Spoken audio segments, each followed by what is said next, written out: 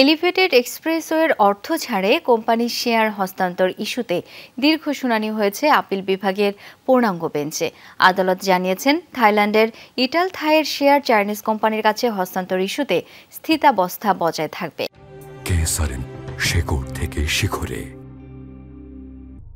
সিঙ্গাপুরের আরবিট্রেশন আদালতের প্রথম বৈঠক পর্যন্ত এই সিদ্ধান্ত।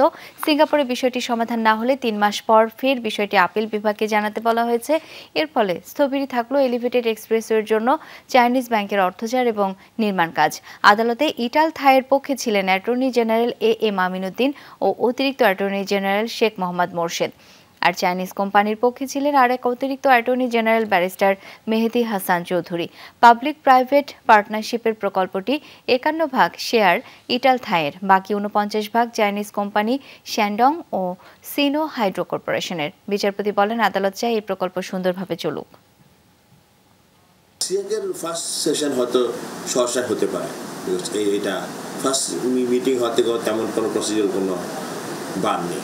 আরবিট্রেশন প্রসিডিংস যেটা সিঙ্গাপুরে স্টার্ট হয়েছে, সেই আরবিট্রেশন প্রসিডিংসের ফার্স্ট সিটিং হওয়া পর্যন্ত শেয়ার ট্রান্সফার কার্যক্রমের স্থিতাবস্থা বজায় থাকবে।